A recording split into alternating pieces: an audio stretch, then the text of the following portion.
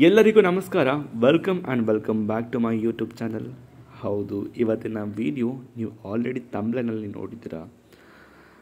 S, ಇವತ್ತು ಗೌಡ್ಗೆರೆಯಲ್ಲಿರುವಂತಹ ಬಸವೇಶ್ವರ ಸ್ವಾಮಿ ಮತ್ತು ಚಾಮುಂಡೇಶ್ವರಿಯ ದರ್ಶನ, ಮತ್ತು ಅಲ್ಲಿ ನಾವು ಕಾಯಿ ಕಟ್ಟುವ ಸಂಪ್ರದಾಯ ಇದೆ. ಯಾಕಂತ ಹೇಳಿದ್ರೆ ನಾವು ಏನೇ ಹೇಳ್ಕೊಂಡ್ರು ಏನೇ ಕೇಳ್ಕೊಂಡ್ರು ಆ ದೇವರು ನಮಗೆ ಬೇಗನೆ ಅದು ಫಲಿಸುತ್ತೆ ಅಂತ ಒಂದು ನಂಬಿಕೆ. ತುಂಬ ಜನಕ್ಕೆ ಪ್ರಶ್ನೆ ಏನಪ್ಪ ಅಂತ ಹೇಳಿದ್ರೆ, ಹೇಗೆ ಕಾಯಿ ಕಟ್ಟೋದು, ಎಲ್ಲಿ ಕಟ್ಟೋದು, ಏನು ಮಾಡೋದು, ಹೇಗೆ ಅಂತ ಯಾರಿಗೂ ಗೊತ್ತಿಲ್ಲ ಅಂತಲ್ಲ, ಗೊತ್ತಿರೋ ಸುಮಾರು ಜನಕ್ಕೆ. ಬಟ್ ಫಸ್ಟ್ ಟೈಮ್ ಹೋಗ್ತಿರೋರಿಗೆ ಅಷ್ಟು ಕ್ಲಿಯರಾಗಿ ಗೊತ್ತಿರಲ್ಲ. ಸೊ ಹಾಗಾಗಿ ನಾನು ಈ ವಿಡಿಯೋದಲ್ಲಿ ಕ್ಲಿಯರಾಗಿ ಎಲ್ಲನೂ ಕೂಡ ನಿಮಗೆ ತಿಳಿಸ್ಕೊಡ್ತೀನಿ. ಕಾಯಿ ಕಟ್ಟೋದು ಹೇಗೆ, ಏನು ಮಾಡಬೇಕು, ಫಸ್ಟು ಎಲ್ಲಿ ಹೋಗಬೇಕು, ಹೇಗೆ ಮಾಡಬೇಕು ಅಂದ್ಕೊಂಡು ತುಂಬ ಜನ ತುಂಬ ತಪ್ಪುಗಳನ್ನ ಮಾಡ್ತಾರೆ. ಸೊ ಆ ತಪ್ಪುಗಳನ್ನ ಮಾಡಲಿಕ್ಕೆ ಹೋಗಬೇಡಿ. ನಾನೀಗ ಈ ವಿಡಿಯೋದಲ್ಲಿ ಫುಲ್ ವಿಡಿಯೋ ನಾನು ನಿಮಗೆ ಹೇಗೆ ಕಟ್ಟೋದು, ಏನು ಮಾಡೋದು ಅಂತ ಎಲ್ಲನೂ ಕೂಡ ನಿಮಗೆ ಪಿನ್ ಟು ಪಿನ್ ನಿಮಗೆ ಹೇಳ್ಕೊಡ್ತೀನಿ. ಆ್ಯಂಡ್ ಎಲ್ಲಿ ತೊಗೊಳ್ಬೇಕು, ಎಲ್ಲಿ ಹೋಗ್ಬೇಕು, ಏನು ಮಾಡಬೇಕು ಅಂತ ಕೂಡ ನಿಮ್ಗೆ ಹೇಳ್ಕೊಡ್ತೀನಿ. ಸೊ ಪ್ಲೀಸ್ ಬನ್ನಿ, ಫುಲ್ ವಿಡಿಯೋ ನೋಡಿ, ಎಲ್ಲೂ ಕೂಡ ಸ್ಕಿಪ್ ಮಾಡಬೇಡಿ. ಯಾಕಂತ ಹೇಳಿದ್ರೆ ಇದು ತುಂಬಾ ವಿಡಿಯೋ ಚೆನ್ನಾಗಿದೆ ಆ್ಯಂಡ್ ಆಮೇಲೆ ತುಂಬ ಯೂಸ್ಫುಲ್ ಆಗಿದೆ. ಯಾರೆಲ್ಲ ತುಂಬ ಕಷ್ಟಪಡ್ತಿದ್ದಾರೆ ನಿಮ್ಮ ಜೀವನದಲ್ಲಿ, ಆಮೇಲೆ ನೀವು ಅಂದ್ಕೊಂಡಿರೋದು ಆಗ್ತಾ ಇಲ್ವೋ, ಸೊ ದಯವಿಟ್ಟು ಒಂದ್ಸಲ ಈ ಒಂದು ಪುಣ್ಯಕ್ಷೇತ್ರಕ್ಕೆ ಬಂದುಬಿಟ್ಟು ವಿಸಿಟ್ ಮಾಡಿ.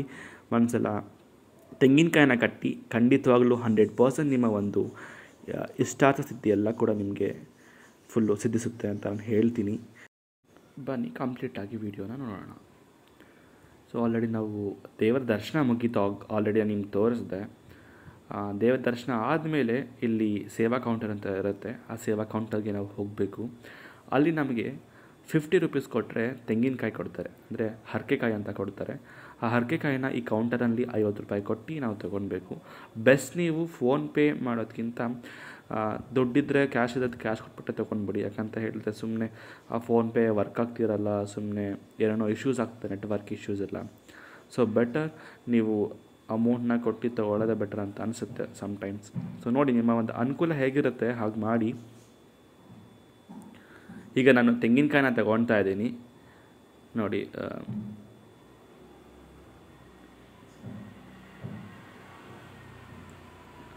ಸೊ ಇಲ್ಲಿ ತೆಂಗಿನಕಾಯಿ ಕೊಡ್ತಾರೆ, ತೆಂಗಿನಕಾಯಿ ಈಸ್ಕೊಂಡು ಸೊ ನಾವು ಹೋಗಬೇಕು. ಇನ್ನೊಂದೇನಂತ ಹೇಳಿದ್ರೆ, ಈ ತೆಂಗಿನಕಾಯಿ ತಗೊಂಡು ಚಾಮುಂಡೇಶ್ವರಿದೊಂದು ವಿಗ್ರಹ ಇದೆ ದೊಡ್ಡದು, ಅಲ್ಲಿ ಏನು ಹೋಗಿಬಿಟ್ಟು ಅದು ತಾಯಿದು ಸ್ವಲ್ಪ ಆಶೀರ್ವಾದ ತಗೊಂಡು ಕೆಳಗಡೆ ಬರಬೇಕು. ಕೆಳಗಡೆ ಬಂದ್ಬಿಟ್ಟು ಒಂದು ಬಸವೇಶ್ವರದೊಂದು ವಿಗ್ರಹ ಇದೆ, ಆ ವಿಗ್ರಹನ 7 ರೌಂಡ್ ಹೊಡಿಬೇಕು. 7 ರೌಂಡ್ ಹೊಡೆದಾದ್ಮೇಲೆ ನೆಕ್ಸ್ಟು ನಿಮಗೆ ಆ ಒಂದು ತೆಂಗಿನಕಾಯಿನ ಅಲ್ಲಿ ಕಟ್ಟಬೇಕಾಗತ್ತೆ. ಕಟ್ಬಿಟ್ಟು ನೀವು ಕೇಳ್ಕೊಳ್ಬೇಕು ನಿಮ್ಮ ಮನಸ್ಸಲ್ಲಿ ಏನಿದೆ ಅಂತ ಅಂದ್ಕೊಂಡು. ಇದನ್ನು ನೀವು 7 ವಾರ ಮಾಡಬೇಕಾಗತ್ತೆ, ಇಲ್ಲ 5 ವಾರ ಮಾಡಬೇಕಾಗತ್ತೆ, ಇಲ್ಲಾಂದರೆ 3 ವಾರ ಮಾಡಬೇಕಾಗತ್ತೆ. ಸೊ ಇದನ್ನು ಮಾಡಿದ್ರೆ ನಿಮ್ಮ ಒಂದು ಏನು ಅಂದ್ಕೊಂಡಿದ್ದೀರ, ಏನು ಕಾರ್ಯಗಳಾಗಬೇಕು, ನಿಮ್ಮ ಇಷ್ಟಾರ್ಥ ಸಿದ್ಧಿ ಏನೇನಿದೆ, ಸೊ ಅದನ್ನೆಲ್ಲ ನಿಮಗೆ ವಿತಿನ್ 3 ವೀಕ್ಸ್ 1 ವೀಕಲ್ಲೇ ನಿಮಗೆ ರಿಸಲ್ಟ್ ಗೊತ್ತಾಗುತ್ತೆ. ಸೊ ಒಂದ್ಸಲ ಟ್ರೈ ಮಾಡಿ ನೋಡಿ, ಬಂದು ನೋಡಿ, 100% ನಿಮ್ಮ ಕೆಲಸ ಆಗೇ ಆಗುತ್ತೆ. ಸೊ ನಾನು ಕಾಯಿ ತಗೊಂಡು ನಾನು ಮೇಲ್ಗಡೆ ದೇವ್ರದ್ದು ವಿಗ್ರಹ ಇದೆ ದೊಡ್ಡದು, ಅದು ಪಂಚಲೋಹದಿಂದ ಮಾಡಿರೋದು. ಆ್ಯಕ್ಚುಲಿ ಏನು ಈ ಒಂದು ಅರ್ಚಕರಿದ್ರಲ್ಲ, ಆ ಅರ್ಚಕರು ಹೇಳುವ ಪ್ರಕಾರ ಆ ಒಂದು ವಿಗ್ರಹನ ಪಂಚಲೋಹಗಳಿಂದ ಮಾಡಿದ್ದಾರೆ ಅಂತ ಹೇಳ್ತಾರೆ. ಅದು ಕೂಡ ಆ ಪಂಚಲೋಹದಲ್ಲಿ ಮಾಡಿರುವ ಋಷಿಗಳು, ಅಂದರೆ ಘೋರಿಗಳು ಆ ಪಂಚಲೋಹದ ಒಂದು ವಿಗ್ರಹವನ್ನು ಮಾಡಿ ಅಂತ ಒಂದು ಅರ್ಚಕರಿಗೆ ಹೇಳಿದ್ರಂತೆ. ಯಾಕಂತ ಹೇಳಿದ್ರೆ ತುಂಬಾ ಪ್ರಾಬ್ಲಮ್ಸ್ಗಳಾಗ್ತಾ ಇದ್ದರೆ ಆ್ಯಂಡ್ ಇಷ್ಟಾರ್ಥ ಸಿದ್ಧಿಗಳನ್ನ ನಾವು ಲಭಿಸ್ಬೇಕು ಅಂತ ಹೇಳಿದರೆ ಈ ಒಂದು ಪಂಚಲೋಹದ ವಿಗ್ರಹ ಮಾಡಿ, ಮತ್ತು ಇಲ್ಲಿ ಈ ರೀತಿಯ ಒಂದು ಕಾಯಿ ಕಟ್ಟುವ ಒಂದು ಸಂಪ್ರದಾಯನ ರೂಢಿ ಮಾಡಿಕೊಂಡ್ರೆ ನಿಮ್ಮೆಲ್ಲರದ್ದು ಇಷ್ಟಾರ್ಥ ಸಿದ್ಧಿಗಳು ಕೂಡ ನೆರವೇರುತ್ತೆ ಅಂತ ಹೇಳಿದ್ರಂತೆ. ಆವಾಗಿಂದ ಈ ಒಂದು ಪಂಚಲೋಹದ ಒಂದು ವಿಗ್ರಹ ಮಾಡಲಿಕ್ಕೆ ಅಂತ ಅವರು ಹೋಗ್ತಾರೆ. ಆ ಟೈಮಲ್ಲಿ ತುಂಬಾ ಅಡೆತಡೆಗಳು ಬರುತ್ತೆ. ಆದ್ರೂ ಕೂಡ ಈ ಅರ್ಚಕರು ತಮ್ಮ ಅಕ್ಕಪಕ್ಕ ಯಾವುದು ನೆರೆಹೊರೆ ಒಂದು ಹಳ್ಳಿಗಳು ಇರುತ್ತಲ್ವ, ಅಲ್ಲೆಲ್ಲ ಕೂಡ ಏನು ಎಷ್ಟು ಸಹಾಯ ಬೇಕು, ಏನು ಸಹಾಯ ಬೇಕು ಮಾಡಲಿಕ್ಕೆ, ಅಂದರೆ ಈಗ ಪಂಚಲೋಹ ಮಾಡಲಿಕ್ಕೆ ಮಾಡಿರುವಂಥ ಕಬ್ಬಣ, ಮತ್ತು ಇಲ್ಲಾಂದರೆ ಹಿತ್ತಾಳೆ, ತಾಮ್ರ, ಚಿಕ್ಕ ಬೆಳ್ಳಿ ಮತ್ತು ಚಿನ್ನದ್ದು ಎಲ್ಲರೂ ಕೂಡ ದಾನನ ಮಾಡ್ತಾರಂತೆ. ಸೊ ಅದೆಲ್ಲ ಮಾಡಿರುವಂತಹ ಒಂದು ವಿಗ್ರಹ ಇದೊಂದು ಆಗಿದೆ. ಸೊ ಹಾಗಾಗಿ ತುಂಬಾ ಪವರ್ಫುಲ್ ಆಗಿ ಇರೋವಂಥ ಒಂದು ದೇವಸ್ಥಾನ, ಪುಣ್ಯಕ್ಷೇತ್ರ. ಮತ್ತು ಇಲ್ಲಿ ನೋಡ್ತಿದ್ದೀರಾ ನೀವು ಆ ಬಸವಣ್ಣ, ಹೌದು ಅದು ಬಸವಣ್ಣ ಮೊದಲು ಇಲ್ಲಿ ಇತ್ತಂತೆ, ಈಗ ತೀರ್ಕೊಂಡ್ಬಿಟ್ಟಿದೆ ಆ ಬಸವಣ್ಣ. ಸೊ ಆ ಬಸವಣ್ಣ ತುಂಬಾ ಶಕ್ತಿಶಾಲಿ ಮತ್ತು ತುಂಬ ದೇವ ಸಂಭೂತ ಅಂತ ಹೇಳ್ತಾರಲ್ಲ, ಆ ಒಂದು ಅಂಶವನ್ನು ಹೊಂದಿದ್ದ ಒಂದು ಹಸು ಆಗಿತ್ತು. ಈಗ ಅದು ವಯಸ್ಸಾದ ಮೇಲೆ ತೀರ್ಕೊಂಡು ಬಿಟ್ಟಿದೆ. ಈಗ ಆಲ್ರೆಡಿ ಒಂದು ಚಿಕ್ಕ ಹಸು ಇದೆ ಅದರದೇ, ಅದು ಕೂಡ ವರ್ತೂರ್ ಪ್ರಕಾಶ್ ಅವರು ಕೊಟ್ಟರು ಅಂತಹ ಹಸು ಅದು. ಸೊ ಅದು ಓಪನ್ ಇದ್ದಿಲ್ಲ ಇವತ್ತು, ಅದಕ್ಕೆ ನಿಮಗೆ ತೋರಿಸಿಲ್ಲ. ನೋಡಿ ಆಲ್ರೆಡಿ 7 ರೌಂಡ್ ಹಾಕಾಯಿತು ನಾನು. ಸೊ ಕೂತ್ಕೊಂಡಿದ್ದೀನಿ ನೋಡಿ, ಎಲ್ಲರೂ ಕೂಡ ಯಾವ ರೀತಿ ಆ ತೆಂಗಿನಕಾಯಿ ಹಿಡ್ಕೊಂಡು ಒಂದು ಪ್ರದಕ್ಷಿಣೆ ಬರ್ತಾಯಿದ್ದಾರೆ. ಸೊ ಹಾಗಾಗಿ ನಾವು ಈ ರೀತಿ ಆ ಪ್ರದಕ್ಷಿಣೆ ಬರಬೇಕು ನಾವು ಪ್ರತಿ ಒಂದು ವಾರ. ನೀವು 5 ವಾರ ಇಲ್ಲ 3 ವಾರ ಇಲ್ಲ 9 ವಾರ ಇಷ್ಟು ವಾರಗಳನ್ನ ನೀವು ಮಾಡಬೇಕಾಗುತ್ತೆ ಸಂಕಲ್ಪ ಮಾಡಿಕೊಂಡು. ಅದು ಸಂಕಲ್ಪ ತೆಂಗಿನಕಾಯಿ ಇಟ್ಕೊಂಡು. ಸೊ ಇದನ್ನು ತೆಂಗಿನಕಾಯಿ ಕಟ್ಟಬೇಕು. ಕಟ್ಟಾದಮೇಲೆ ದೇವ್ರದಾಗ ಕೇಳ್ಕೊಳ್ಬೇಕು, ನನಗೆ ಈ ಥರ ಇದೆ ಬೇಡಿಕೆ, ನನಗೆ ನೆರವೇರಿಸ್ಕೊಡು. ಸೊ ನಾನು ನನ್ನ ಕೈಯಲ್ಲಿ ಏನು ಶಕ್ತಿ ಆಗುತ್ತೆ ಆ ಶಕ್ತಿ ಅನುಸಾರ ನಾನು ನಿಮಗೆ ಮಾಡ್ತೀನಿ ಏನಾದರೂ ಸೇವೆನ ಅಂತ ನೀವು ಕೇಳ್ಕೊಂಡು ಬರಬೇಕು. ಖಂಡಿತವಾಗ್ಲೂ ನಿಮ್ಮ ಒಂದು ಬೇಡಿಕೆ 100% ಈಡೇರುತ್ತೆ. ನೋಡಿ, ನಾನು ಹೇಳಿದ್ನಲ್ಲ ಪಂಚಲೋಹದ ವಿಗ್ರಹ ಅಂತ, ಅದೇ ಈ ಒಂದು ಪಂಚಲೋಹದ ವಿಗ್ರಹ. ಮತ್ತು ಈ ಒಂದು ದೇವಸ್ಥಾನ ಕೂಡ ನಿಮಗೆ ತುಂಬ ವಿಭಿನ್ನವಾಗಿ ಒಂದು ಶೈಲಿಯಲ್ಲಿ ಕನ್ಸ್ಟ್ರಕ್ಟ್ ಆಗಿದೆ.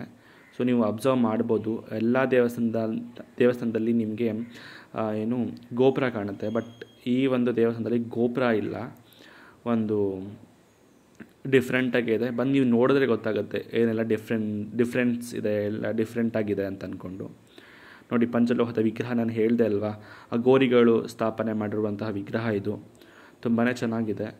ಸೊ ಇದು ನಾನು ತೆಂಗಿನಕಾಯಿ ತೊಗೊಂಡೆ ಅಲ್ಲ, ಸೊ ಆ ಕೌಂಟರು ಬಂದ ತಕ್ಷಣ ನೀವೆಲ್ಲ ಅಲ್ಲೇ ಹೋಗಬೇಕಾಗತ್ತೆ. ಸೊ ಈಗ ಮುಗಿದಾದ್ಮೇಲೆ ನೆಕ್ಸ್ಟು ನೋಡಿ, ನಾನು ಹೇಳ್ದಲ್ಲ ನಿಮಗೆ ಎಷ್ಟು ತೆಂಗಿನಕಾಯಿಗಳನ್ನ ಕಟ್ಟಿದ್ದಾರೆ. ಆ್ಯಂಡ್ ಆಮೇಲೆ ಇದು ಹೊಸ್ದಾಗಿ ಕನ್ಸ್ಟ್ರಕ್ಟ್ ಆಗಿರೋವಂತಹ ದೇವಸ್ಥಾನ, ಅದು ಏನು ಗರ್ಭಗುಡಿ. ಸೊ ನೋಡಿ ಎಷ್ಟು ತೆಂಗಿನಕಾಯಿಗಳನ್ನ ಕಟ್ಕೊಂಡಿದ್ದಾರೆ ಅಂದರೆ, ನೀವೇ ಥಿಂಕ್ ಮಾಡಿ. ಸುಮ್ಮನೆ ಯಾರು ಕೂಡ ಬಂದು ತೆಂಗಿನಕಾಯಿ ಕಟ್ಟಲ್ಲ, ಯಾಕಂದರೆ ಅವ್ರದ್ದು ನಂಬಿಕೆ ಯಾವತ್ತೂ ಕೂಡ ಅಷ್ಟು ಸ್ಟ್ರಾಂಗ್ ಆಗಿರುತ್ತೆ ಅಂತ ಅರ್ಥ. ಆಮೇಲೆ ಇಲ್ಲಿ ಪೂಜೆ ಮಾಡಲ್ಲ. ಸೊ ನೀವೇನಾದರೂ ತೊಗೊಂಡು ಬಂದಿರ್ತೀರಲ್ಲ ದೇವಸ್ಥಾನಕ್ಕೆ ಅಂದ್ಕೊಂಡು ಪೂಜೆ ಸಾಮಗ್ರಿ ಏನಾದರೂ ಕೂಡ, ಅದನ್ನು ನೀವು ಅಲ್ಲಿ ದೇವ್ರದ್ದು ಅಂದರೆ ಒಂದು ಪಂಚಲೋಹದ ವಿಗ್ರಹ ಇದೆಯಲ್ಲ, ಅದ್ರ ಎದುರುಗಡೆ ಒಂದು ದೇವಿ ವಿಗ್ರಹ ಇದೆ, ಅಲ್ಲಿ ಹೋಗ್ಬಿಟ್ಟು ನೀವು ಪೂಜೆ ಮಾಡ್ಕೊಳ್ಬೋದು ನೀವೇ. ಸೊ ನಾನು ಕೂಡ ಅದನ್ನೇ ಮಾಡ್ತಾಯಿದ್ದೀನಿ. ಯಾಕಂತ ಹೇಳಿದ್ರೆ ಅಲ್ಲಿ ಯಾವುದೇ ರೀತಿಯ ಒಂದು ಪೂಜೆ ಸಾಮಾನು ಮತ್ತು ಯಾವುದೇ ರೀತಿಯ ಒಂದು ಪೂಜೆನ ಮಾಡಲ್ಲ, ತಗೊಳ್ಳೋದು ಇಲ್ಲ. ಸೊ ಹಾಗಾಗಿ ಸುಮ್ಮನೆ ವೇಸ್ಟ್ ಅಂತೂ ಮಾಡಬೇಡಿ. ಅಲ್ಲಿ ತಂದಿರುವಂತಹ ಒಂದು ಪೂಜೆ ಸಾಮಾನ ಅಲ್ಲಿ ಇಟ್ಬಿಟ್ಟು ನೀವು ಗಂಧದ ಕಡ್ಡಿ ಹಚ್ಚಿ, ಕರ್ಪೂರ ಹಚ್ಚಿ, ಕುಂಕುಮ ಹಚ್ಚಿ ಹೋಗಬಹುದು. ಆಗ ನಿಮಗೂ ಕೂಡ ತೃಪ್ತಿ ಆಗುತ್ತೆ, ಏನೋ ನಾನೇ ಪೂಜೆ ಮಾಡಿದೆ ಅನ್ನೋ ಥರ. ಸೊ ನಾನು ಆಲ್ರೆಡಿ ಅದನ್ನೇ ಮಾಡ್ತಾಯಿದ್ದೀನಿ ಪೂಜೆನ. ಸೊ ನೋಡಬಹುದು. ಸೊ ಯಾರೆಲ್ಲ ನನ್ನ ಯೂಟ್ಯೂಬ್ ಚಾನಲನ್ನು ನೋಡ್ತಾ ಇದ್ದೀರಾ, ಪ್ಲೀಸ್ ದಯವಿಟ್ಟು ಸಬ್ಸ್ಕ್ರೈಬ್ ಮಾಡ್ಕೊಳ್ಳಿ. ಸೊ ಲೈಕ್ ಮಾಡಿ, ಶೇರ್ ಮಾಡಿ ಆ್ಯಂಡ್ ಕಮೆಂಟ್ ಮಾಡಿ. ಸೊ ಇದು ತುಂಬ ಜನ ವೀಡಿಯೋಸ್ಗಳನ್ನ ಸಬ್ಸ್ಕ್ರೈಬ್ ಮಾಡದೆ ನೋಡ್ತಿದ್ದೀರಾ, ಪ್ಲೀಸ್ ಹಾಗೆಲ್ಲ ಮಾಡಲಿಕ್ಕೆ ಹೋಗಬೇಡಿ. ದಯವಿಟ್ಟು ನನ್ನ ಚಾನಲ್ನ ಲೈಕ್ ಮಾಡಿ, ಶೇರ್ ಮಾಡಿ ಆ್ಯಂಡ್ ಸಬ್ಸ್ಕ್ರೈಬ್ ಮಾಡಿ. ಆ್ಯಂಡ್ ಬೆಲ್ ಐಕಾನ್ನ ಕ್ಲಿಕ್ ಮಾಡಿ, ಯಾಕಂತ ಹೇಳಿದ್ರೆ ನೆಕ್ಸ್ಟ್ ಬರೋ ನೋಟಿಫಿಕೇಷನ್ ನಿಮಗೆ ನನ್ನ ವೀಡಿಯೋದಾಗಿರುತ್ತೆ. ಸೊ ಎಲ್ಲ ಕೂಡ ಕುಂಕುಮ ಕೂಡ ತಂದಿದ್ದೆ ಆ್ಯಂಡ್ ಅರಶಿನ ಎಲ್ಲ ಕೂಡ ಫುಲ್ಲು ದೇವಿ ಮೇಲೆ ಹಾಕ್ತಾಯಿದ್ದೀನಿ, ನೋಡ್ತಾ ಇದ್ದೀರಾ. ನೀವು ಕೂಡ ಅಷ್ಟೇ ತೊಗೊಂಡು ಬಂದಿದ್ದರೆ ಅಲ್ಲಿ ಉಪ್ಪು ಕೂಡ ಇರುತ್ತೆ, ಉಪ್ಪಿನ ಸೇವೆನ ನೀವು ಮಾಡ್ಬೋದು. ನೀವು ಉಪ್ಪು ತೊಗೊಂಡು ಅಲ್ಲಿ ಉಪ್ಪು ಹಾಕ್ಬಿಟ್ಟು ನಿಮ್ಮದು ಏನು ಬೇಡಿಕೆಗಳಿದೆ ಅದನ್ನು ಕೇಳ್ಕೊಳ್ಬೋದು. ಈಗ ನಾವು ಪೂಜೆ ಎಲ್ಲ ಆಯಿತು. ಈಗ ಪೂಜೆನ ಮುಗಿಸ್ಕೊಂಡು ನಾವೀಗ ಅನ್ನ ಪ್ರಸಾದ ಕೌಂಟರ್ಗೆ ಹೋಗ್ತಾ ಇದ್ದೀವಿ. ಹೌದು, ಇಲ್ಲಿ ತುಂಬ ಜನ ಅನ್ನ ಪ್ರಸಾದಕ್ಕೆ ಬರ್ತಾರೆ. ಆ್ಯಂಡ್ ಆಮೇಲೆ ತುಂಬ ಜನ ಇಲ್ಲಿ ದೇಣಿಗೆನ ಕೊಡ್ತಾರೆ. ನಿಮ್ಮ ಕೈಲಿ ಎಷ್ಟಾಗತ್ತೋ, ಅಂದರೆ ದುಡ್ಡಾದರೆ ದುಡ್ಡು ಕೊಡಬಹುದು, ಇಲ್ಲ ಅಂತ ಅಂದರೆ ಅಕ್ಕಿ ಕೊಡಬಹುದು. ತುಂಬ ಜನ ತುಂಬ ಸೇವೆಗಳನ್ನ ಮಾಡ್ತಾಯಿರ್ತಾರೆ. ಸೊ ನೋಡಿದ್ದೀರಲ್ವ. ಸೊ ಯಾವಾಗಲೂ ಕೂಡ ಇಲ್ಲಿ ಅನ್ನ ಮಾಡ್ತಾ ಇರ್ತಾರೆ. ಆ್ಯಂಡ್ ಆಮೇಲೆ ಯಾವಾಗಲೂ ಕೂಡ ಅನ್ನ ಸಂತರ್ಪಣೆ ನಡೀತಾನೆ ಇರುತ್ತೆ. ಸೊ ಇಲ್ಲಿ ತಟ್ಟೆಗಳು ಹಾಕಿರ್ತಾರೆ, ಆಲ್ರೆಡಿ ವಾಶ್ ಆಗಿರುತ್ತೆ. ಸೊ ಡಸ್ಟ್ ಇರುತ್ತೆ ಅಂದ್ಕೊಂಡು ನಾನು ಒಂದು ಸಲ ವಾಶ್ ಮಾಡ್ಕೊತೀನಿ. ಸೊ ಇಲ್ಲ ಕ್ಲೀನಾಗೇ ಇರುತ್ತೆ. ಒಂದು ಸಲ ವಾಶ್ ಮಾಡ್ಕೊಂಡು ಹೋಗ್ತೀನಿ. ನೋಡ್ತಿದ್ದೀರಲ್ವ, ಇಷ್ಟೇ. ಸುಮ್ಮನೆ ಯಾರ್ಯಾರೋ ಏನೇನೋ ಒಂದು ಟ್ರೈ ಮಾಡ್ತಿರ್ತಾರೆ. ಸೊ ಆ ಥರ ಎಲ್ಲ ಟ್ರೈ ಮಾಡೋಕ್ಕೆ ಹೋಗಬೇಡಿ. ಇಷ್ಟೇ, ಫಸ್ಟು ದೇವರದ್ದು ದರ್ಶನ ಮಾಡಿ, ಅದಾದಮೇಲೆ ನೆಕ್ಸ್ಟು ತೆಂಗಿನಕಾಯಿ ತಗೊಂಡು ಆ ಒಂದು ಪಂಚಲೋಹದ ವಿಗ್ರಹಕ್ಕೆ ಹೋಗ್ಬಿಟ್ಟು ನಿವಾಳಿಸ್ಕೊಂಡು ಬನ್ನಿ. ಆಮೇಲೆ ಅಲ್ಲಿರುವಂಥ ಬಸಪ್ಪಂದು ಗದ್ದಿಗೆ ಇದೆಯಲ್ಲ, ಅಲ್ಲಿ ಒಂದು 7 ರೌಂಡ್ ಹೊಡೆದ್ಬಿಟ್ಟು ಆ ತೆಂಗಿನಕಾಯಿನ ಕಟ್ಟೋದಷ್ಟೇ. ಸೊ ಇಷ್ಟೇ ಮಾಡಿ, ಬೇರೆ ಎಕ್ಸ್ಟ್ರಾ ಏನು ಮಾಡೋದು ಬೇಡ. ಸೊ ನೋಡಿ, ಈ ಒಂದು ಸ್ಟ್ಯಾಚುಗಳು ಮತ್ತು ಒಂದು ಏನು ಹೇಳ್ತಾರೆ, ಥೀಮ್ ಅಂತ ಹೇಳ್ತಾರಲ್ಲ, ತುಂಬಾ ಚೆನ್ನಾಗಿತ್ತು. ಸೊ ಒಂದು ಲೈನ್ ನಾನು ನೋಡಿದೆ ನೋಡಿ, ಅಲ್ಲಿ ಏನು ಚಲ್ಲದಿರಿ ಅನ್ನ ಬಡವರಿಗೆ ಅದೇ ಚಿನ್ನ. ಎಷ್ಟು ಚೆನ್ನಾಗಿದೆ ಅಲ್ವಾ ಒಂದು ಲೈನು. ಸೊ ಹಾಗಾಗಿ ಇದನ್ನು ತಗೊಂಡೆ ನಾನು ಈ ಒಂದು ವಿಡಿಯೋನ, ಬಿಕಾಸ್ ಚೆನ್ನಾಗಿತ್ತು ಒಂದು ಥೀಮ್ ಐಡಿಯಾ. ಸೊ ಹಾಗಾಗಿ ನೋಡ್ತಿದ್ರಲ್ಲ, ಯಾವಾಗಲೂ ಕೂಡ ಇಲ್ಲಿ 24 hours ಅಂದರೆ 24x7 ಅಂತ ಹೇಳ್ತಾರಲ್ಲ, ಯಾವಾಗಲೂ ಕೂಡ ನಿಮಗೆ ಅನ್ನ ಸಂತರ್ಪಣೆ ನಡೀತಾನೆ ಇರುತ್ತೆ. ನೀವು ಎಷ್ಟು ಗಂಟೆಗಾದರೂ ಬರಲಿ, ಇಲ್ಲ ಮಧ್ಯರಾತ್ರಿ 12ಗೆ ಬರ್ತೀರಾ, ಇಲ್ಲ 1 ಗಂಟೆಗೆ ಬರ್ತೀರಾ, ಸೊ ನಿಮಗೆ ಇಲ್ಲ ಅಂತ ಮಾತ್ರ ಯಾರು ಕೂಡ ಹೇಳಲ್ಲ ಈ ಒಂದು ದೇವಸ್ಥಾನದಲ್ಲಿ. ಸೊ ಎಲ್ಲರೂ ಕೂಡ ಸಮಾನತೆಯಲ್ಲಿ, ಎಲ್ಲ ಈಕ್ವಾಲಿಟಿಯಲ್ಲಿ ಇಲ್ಲಿ ಊಟನ ಮಾಡ್ತಾರೆ. ಜಾತಿ ಧರ್ಮ ಭೇದ ಭಾವ ಯಾವುದೇ ರೀತಿಯ ಒಂದು ಇಲ್ಲ. ಸೊ ದಯವಿಟ್ಟು ಪ್ರಸಾದ ಮಾಡಿಕೊಂಡೇ ನೀವು ಹೋಗಿ, ತುಂಬಾ ಚೆನ್ನಾಗಿರುತ್ತೆ, ತುಂಬಾ ಏನು ರುಚಿಕರವಾಗಿರುತ್ತೆ ಅಂತ ಹೇಳಲಿಕ್ಕೆ ಇಷ್ಟಪಡ್ತೀನಿ. ಸೊ ಪ್ರಸಾದಕ್ಕೆ ಕೂತ್ಕೊಂಡ್ವಿ ನಾವು. ಸೊ ಆಲ್ರೆಡಿ ಹೊಟ್ಟೆ ತುಂಬ ಹಸಿವಾಗ್ಬಿಟ್ಟಿತ್ತು. ಸೊ ಒಳಗಡೆ ಅನ್ನ ಬಂತು. ಫಸ್ಟ್ ಅವರು ಮೇ ಬಿ ಸ್ವೀಟ್ ಹಾಕ್ತಾರೆ, ಅಂದರೆ ಪಾಯಸ ಮಾಡಿರ್ತಾರೆ, ಪಾಯಸನ ಹಾಕ್ತಾರೆ. ಅದಾದಮೇಲೆ ಪಲ್ಯ ಇದೆ ಒಂದು, ಸೊ ಪಲ್ಯ ಕೂಡ ಹಾಕ್ತಾರೆ. ಪಲ್ಯ ಆದಮೇಲೆ ಅನ್ನ ಮತ್ತು ಸಾಂಬಾರು ಕೂಡ ಹಾಕ್ತಾರೆ. ಸೊ ಸಾಕಲ್ವಾ ಪ್ರಸಾದ ಅಂದರೆ. ಐ ಹೋಪ್ ನಿಮಗೆ ಈ ವಿಡಿಯೋ ಇಷ್ಟ ಆಗಿದೆ ಅಂತ ಅಂದ್ಕೊತಿದ್ದೀನಿ. ಯಾರೆಲ್ಲ ನನ್ನ ಯೂಟ್ಯೂಬ್ ಚಾನಲ್ನ ಫಸ್ಟ್ ಟೈಮ್ ನೋಡ್ತಿದ್ದಾರೆ, ದಯವಿಟ್ಟು ಹೋಗ್ಬಿಟ್ಟು ಸಬ್ಸ್ಕ್ರೈಬ್ನ ಮಾಡ್ಕೊಂಡು ಲೈಕ್ ಮಾಡಿ, ಶೇರ್ ಮಾಡಿ ಆ್ಯಂಡ್ ಸಪೋರ್ಟ್ ಮಾಡಿ. ಸೊ ದಯವಿಟ್ಟು ಬೆಲ್ ಐಕಾನ್ನ ಕ್ಲಿಕ್ ಮಾಡಿ. ಯಾಕಂತ ಹೇಳಿದ್ರೆ ಮುಂದೆ ಬರುವಂಥ ವೀಡಿಯೋಗಳ ನೋಟಿಫಿಕೇಷನ್ ನಿಮಗೆ ಮೊದಲು ಬರುತ್ತೆ.